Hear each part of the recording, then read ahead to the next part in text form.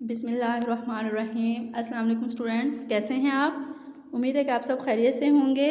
Okay बेटा, आज हम सबक नंबर 5 नस्र और सलीम की गुफ्तगू इसकी एक्सरसाइज करेंगे, इसकी मुकम्मल एक्सरसाइज करेंगे। सवाल नंबर 1 है मुख्तसर जवाब दें, यानी कि सबसे पहला क्वेश्चन है सवालात के जवाबात। सवाल नंबर 1 का जुज़ नंबर 1 है बेदारा ने सलीम को जगाकर क्या पैगाम दिया। इसकी हेडिंग है नसू का पैगाम।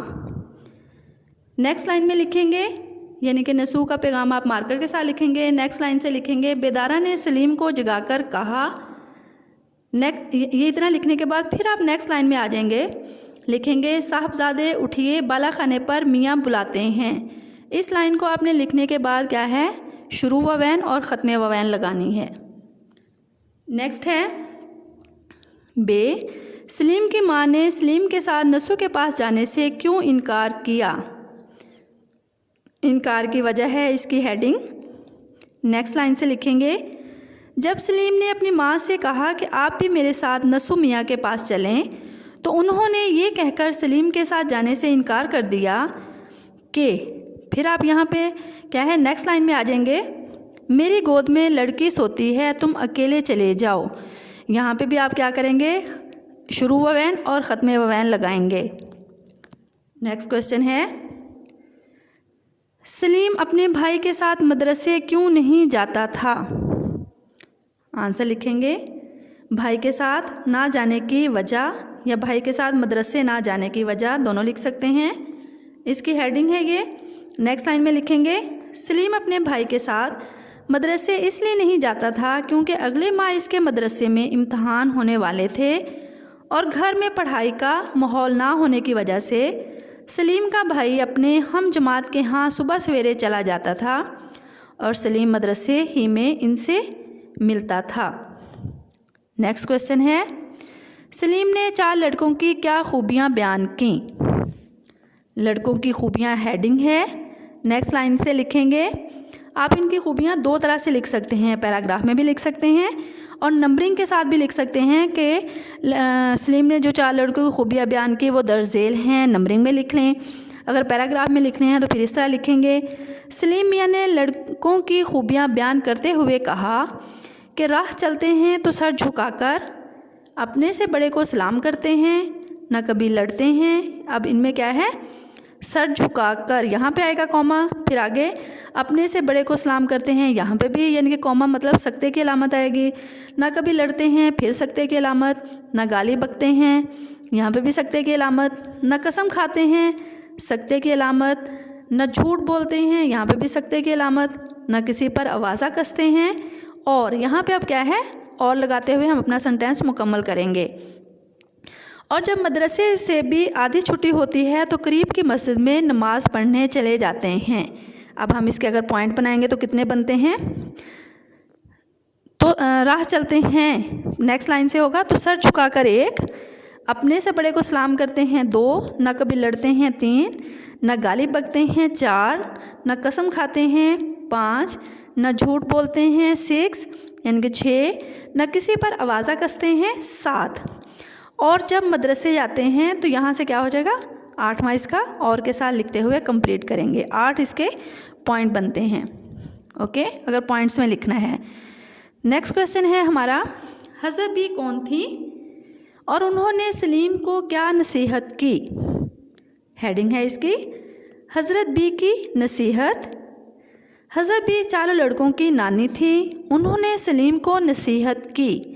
इतना लिखने के बाद नेक्स्ट लाइन पे चले जाएंगे, बेटा ये भले मानसों का दस्तूर है कि अपने से जो बड़ा होता है, यहाँ सकते की अलामत, इसको सलाम कर लिया करते हैं। यहाँ ख़त्मे व वैन, शुरू में भी क्या लगानी है, शुरू व वैन, और लास्ट में ख़त्मे व वैन, और दरमियान में अपने से जो बड़ा होता है यहाँ पर सकते की अलामत आएगी। ओके, ये थे हमारे इसके क्वेश्चन नंबर 1 के सवालात के जवाबात। नेक्स्ट क्वेश्चन है मदरसे मुहावरात के मायने लिखें और इन्हें जुमलों में इस्तेमाल करें। इसके आप 3 कॉलम बनाएंगे। अल्फाज, यानी कि अल्फाज नहीं लिखेंगे बल्कि लिखेंगे मुहावरात, मायने और जुमले। इसके 3 कॉलम बनाने के बाद आपने इस क्वेश्चन को क्या है, जब भी करना हो तो इस तरह करना है। नंबर 1 है जी लगना, मोहब्बत होना। इस उजड़े नगर में मेरा जी नहीं लगता। ये मैं सैम्पल के तौर पे जुमले बोल रही हूँ। ये आप माशाल्लाह बड़ी क्लास है तो आप लोगों ने इसके खुद बनाने हैं, क्योंकि बहुत से स्टूडेंट्स न्यू आए होते हैं और उनके लिए ये थोड़ी सी यानी कि आसानी के लिए कि उनको समझ आ जाए कि जुमले बनाने कैसे हैं। हो सकता है उनको भी बेहतर तरीके से आते हों, लेकिन सबके लिए फॉर एग्ज़ाम्पल बनाए जा रहे हैं, लेकिन आप कोशिश करें कि खुद बनाएं। कानो कान खबर ना होना, बिल्कुल भी खबर ना होना।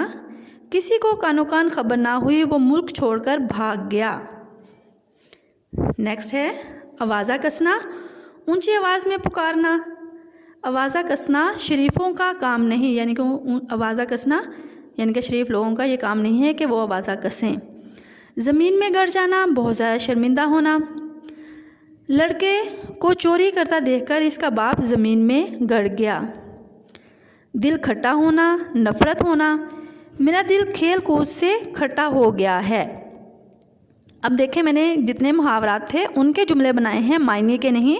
तो आपने भी ऐसे ही करना है, मुहावरों को जुमले में इस्तेमाल करना है, ना कि उनके मायने को। ओके, नेक्स्ट हमारा क्वेश्चन है मंदरज़ेल अल्फाज की जमा लिखें। खबर, अखबार, किताब, कुतब, मदरसा, मदरसे, इम्तहान, इम्तहानात, मुश्किल, मुश्किलात। ऐसे आप कॉलम बनाएंगे इसके। अगर आप नोट्स पे नहीं कर रहे तो अपनी बुक पे ही क्या है, एक पेंसिल से कॉलम बनाएं। बुक पे आपने जब भी काम करना है पेंसिल से करना है। ओके, आप कॉलम बनाएं, वहाँ पे लिखें वाहिद और जमा। वाहिद जो है वाहिद वाली साइड पे और जमा जो है जमा वाली साइड पे लिखें। नेक्स्ट क्वेश्चन है सवाल नंबर 5, मदरज़ अल्फाज का तलफ़ुज़ इराब की मदद से वाज़िया करें। अब मैं तलफ़ुज़ के साथ इस लफ्ज़ को बोल रही हूँ, सुनते हुए आप अपनी बुक पर इसके इराब लगाएं। सूर, सूरत। नंबर 1 है सूरत यानी कि पेश के साथ। ताज्जुब, मस्जिद, उमर, दराज। बसरो चशम, बसरो चशम। ये थे इसके अल्फाज मायने। नेक्स्ट क्वेश्चन है हमारा सवाल नंबर 7, मतन को मद्देनज़र रखते हुए खाली जगह पुर करें। नंबर 1 है सलीम की उम्र इस वक्त कुछ कम डैश थी, यानी कि 10 बरस की थी। बे है इसका, मैं ऊपर डैश लेने गई थी, मैं ऊपर लोटा लेने गई थी। यहाँ पे क्या आएगा, लोटा। सूरज से डैश तो नहीं मालूम होता था, इसमें क्या आएगा, गुस्सा, कुछ गुस्सा, यानी कि सूरज से कुछ गुस्सा तो नहीं मालूम होता था। सलीम डरता डरता ऊपर गया और सलाम करके अलग जा खड़ा हुआ। इसमें क्या आएगा, पहले में ऊपर, दूसरे में सलाम। नेक्स्ट है अगले महीने इम्तहान होने वाला है। इसमें क्या आएगा, इम्तहान। नेक्स्ट है शायद मुझको उम्र भर भी शतरंज खेलने ना आए। इसमें क्या आएगा, शतरंज।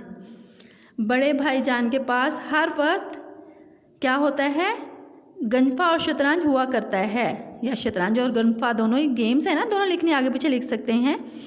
उसको देखते हुए आप इसको लिखेंगे। क्या आएगा, हमारे जो चैप्टर में है ये सेंटेंस है, क्या है इसमें लिखा हुआ है कि गंफा और शतरंज, तो हम भी इसमें क्या लिखेंगे, गंफा और शतरंज। ठीक है, यानी कि बड़े भाईजान के पास हर वक्त गंफा और शतरंज हुआ करता है।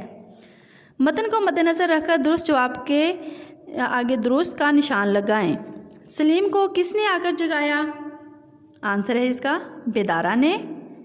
बे है मियाँ अकेले बैठे हुए क्या कर रहे थे।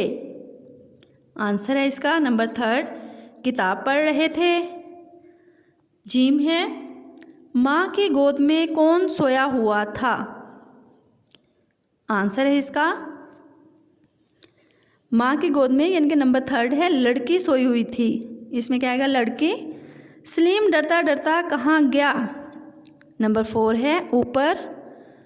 अक्सर कौन घबराया करता है। नंबर 1 है मुब्तदी।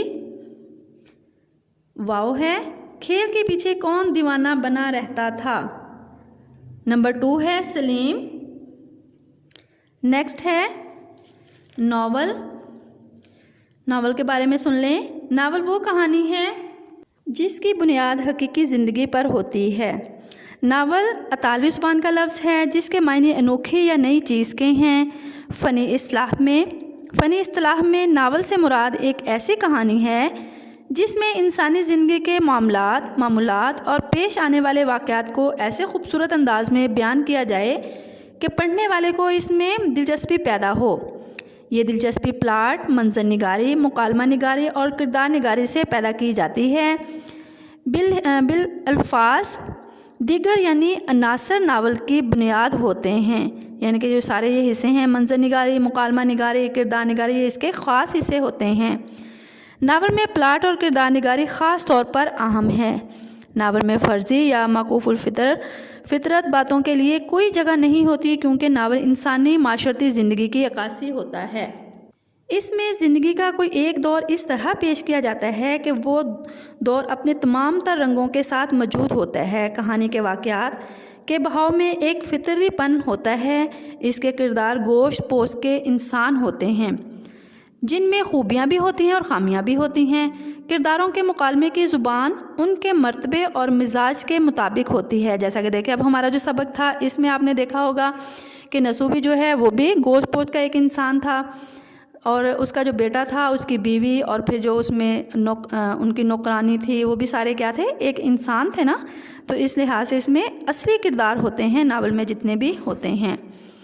ये था हमारा मुकम्मल, इसकी मश्क हमारी कंप्लीट होती है सबक नसर और सलीम की गुफ्तगू की। अब आपने क्या है सवालात के जवाबात जो है अपनी नोट्स पर लिखने हैं और मुकम्मल जो मश्क है आपने याद करनी है।